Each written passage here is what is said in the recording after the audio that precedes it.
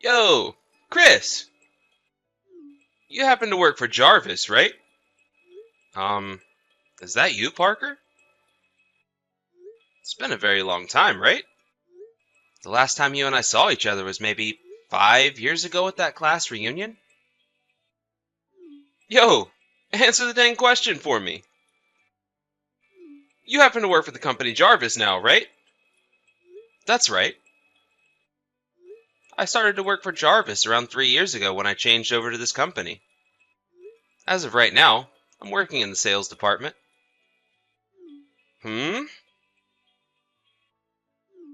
I've worked with Jarvis in their sales department before plenty of times, but I never once noticed that you were there with them. Ah, I see. You're working for Cadillac's commercial affairs team now, right? I happen to just become the manager for all of our work with Cadillac recently. Oh? You're the one in charge now? This all happened for me so fast, with the promotion and such. But the last manager ended up leaving his job for a few reasons that I'm not aware of. I'm sure that you'd recognize that manager if you saw him, since I'm sure you ran into him a couple of times then. Yeah, probably. Well, I can see that you're doing alright for yourself now then. And that's where you're working now. Well, I'm glad that we were both able to catch up. See ya! Ah, right. See you again sometime.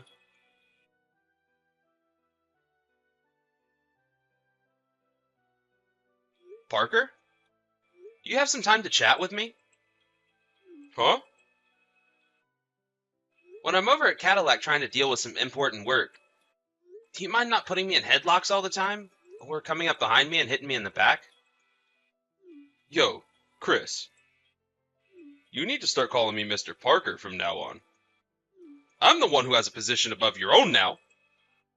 Don't you dare think you can call me by my name without adding some form of formality to it, you lowlife! What are you talking about? Jarvis and Cadillac don't have that kind of connection with one another. No, I'm the leader of the team that deals with you guys now, and I've decided that I can do whatever I want when it comes to all of you. You became the leader? And if you were just to take a look at the size of this company compared to Jarvis, you'd know better than to think you were on the same level as me. No matter what you try and say, Cadillac is seen as the company on top of Jarvis. So all you guys are over there is a contractor to us. I don't believe either one of the companies we work for had that kind of relationship with the other, actually. Hey, you need to be more formal with me. You'd better start thinking of how to talk to me like I'm your boss. Well, anyway, what I'm wanting to talk with you about is related to our work. So can you please stop speaking such nonsense to me? Huh? What did you just say to me? You've always kind of been this way to me, ever since middle school. And not just me, I suppose, but to everyone you're ever around. You forget to think about how others feel about you, and will do anything and everything for yourself without a bother in the world. Back in middle school, you happened to make a lot of trouble for one of the teachers who was pregnant at the time, and got kicked out of her class.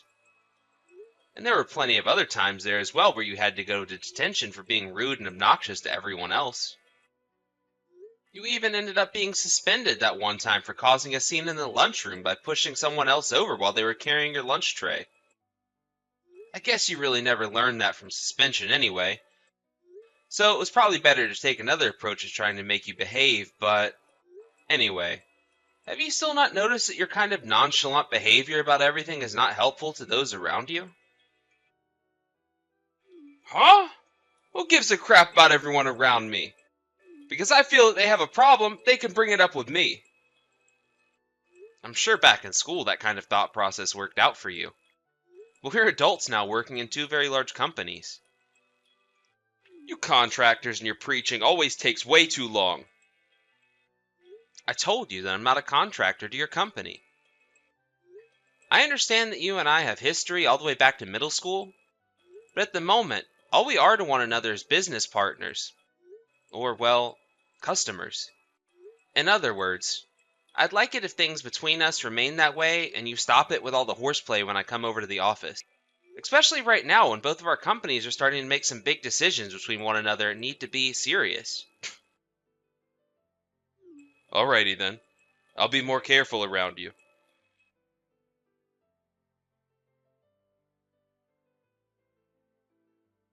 Oh, Chris, you've made it. Just like that other man that was working as the manager for relations between my company and yours. You happened to give a good meeting about those plans there. But listen, bud. What the hell do you think you're doing bringing plans up like that to my company when you're just a contractor to us? You trying to make a point there? Ah, I see. I'm betting you thought that to prove that both of our jobs are equal to one another, you decided to bring in those plans and make a whole meeting up about them to show everyone here you're more than a contractor. Well, it's because of thinking like that I'll never be able to take you low-life contractors seriously over here. Alright, this is my chance to make a move. I'm going to help you understand just the position a manager like you is really in, Mr. Contractor. I hope you're looking forward to this, because I sure am.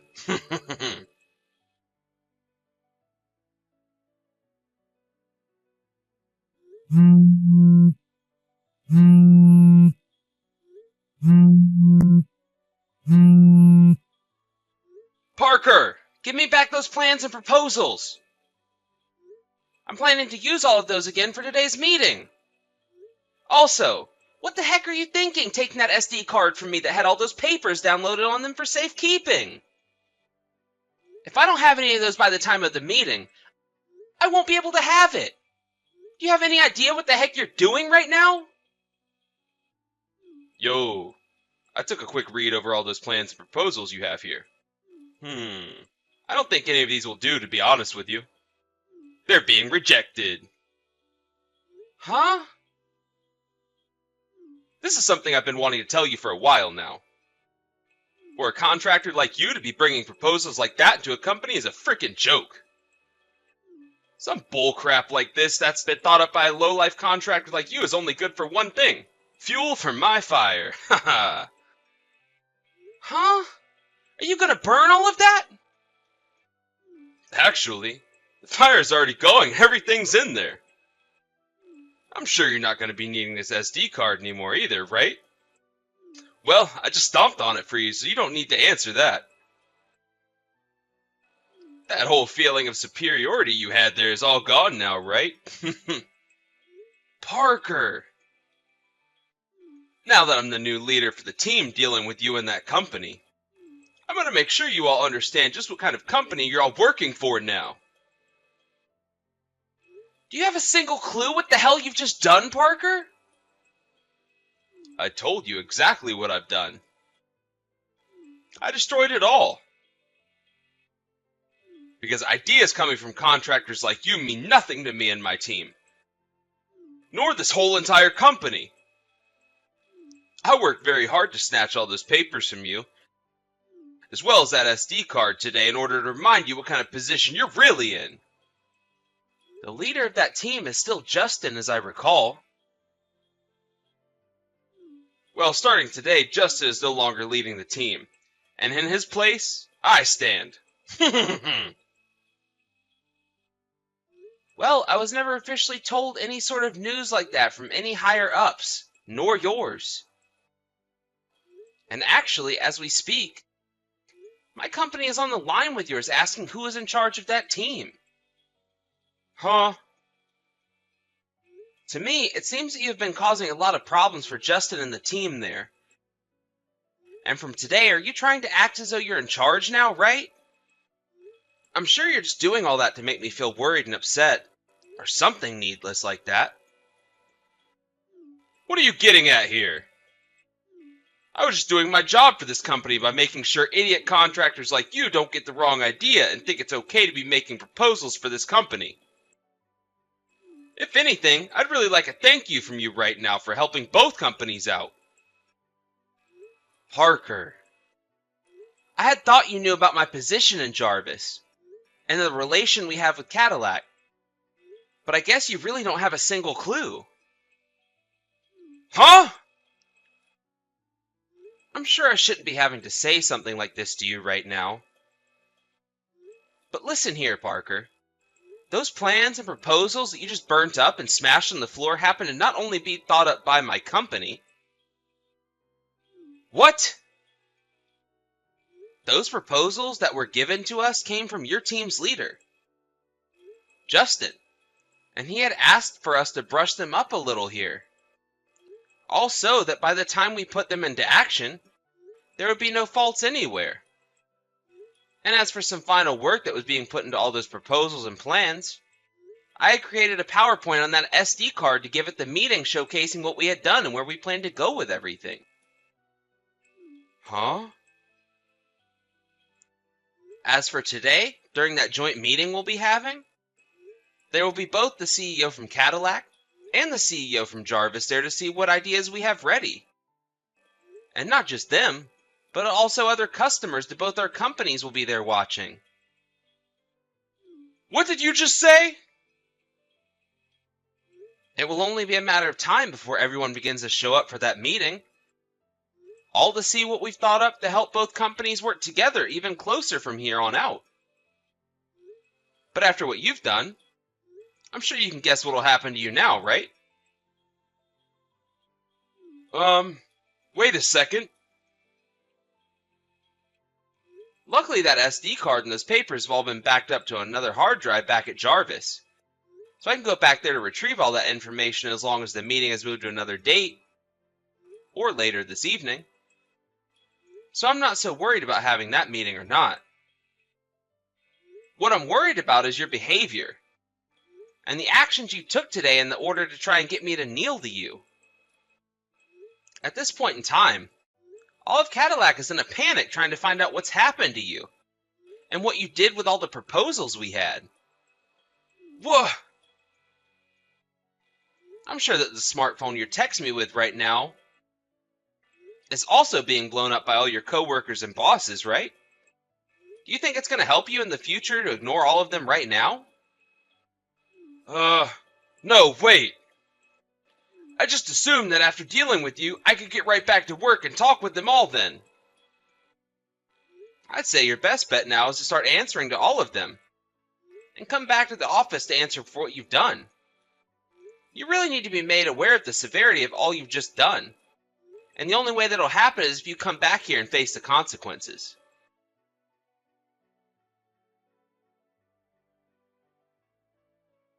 Chris! Do something about all of this for me! What do you want from me? Right now my uncle is completely pissed at me.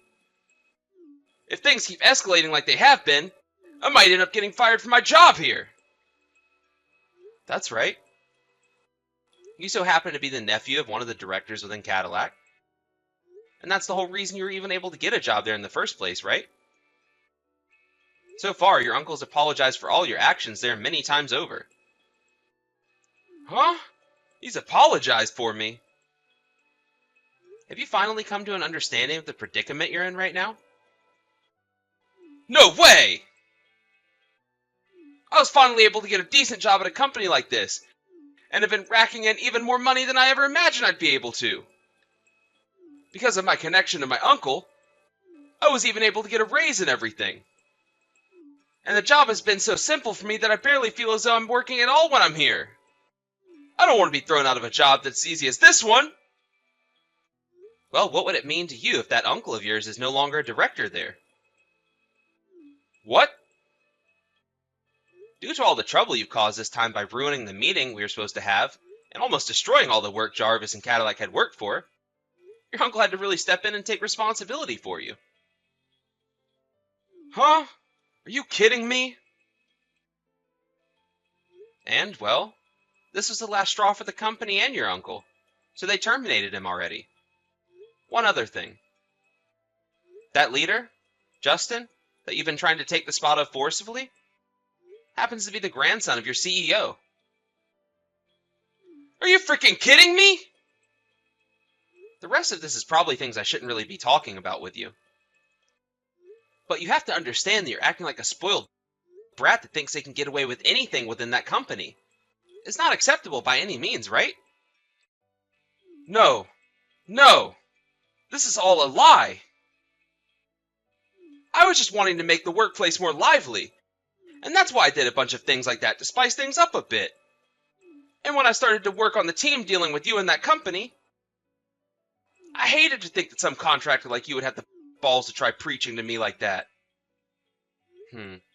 That's not a good way of thinking about Cadillac and Jarvis's partnership. Really shows just how horrible of a person you really are, Parker. What? You have not grown up one bit since we first met back in middle school, and that's just sad. If anything, you've only gone backwards in terms of personal growth, and it's felt like I've been dealing with a preschooler when I'm around you here. What the hell did you say? I'm sorry, but I have a meeting to get to now. Huh? Why do you have to go to a meeting all of a sudden? Well, due to your outburst yesterday, along with your actions, the meeting between both our companies had to be delayed until today. For crying out loud! Don't you dare leave me with no help when I'm about to lose my job! You were the one that ruined the gift your uncle had given you by getting you into that company. Why do I have to be the one blamed for all that? You understand the phrase, you'll get what's coming for you? What? Other than the things I've just said to you, there's nothing else I'd like to talk with you about. I'll be going now. Frick!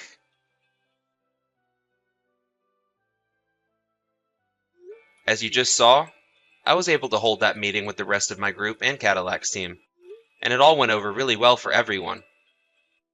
But, while that was taking place, Parker went ahead and did something far worse.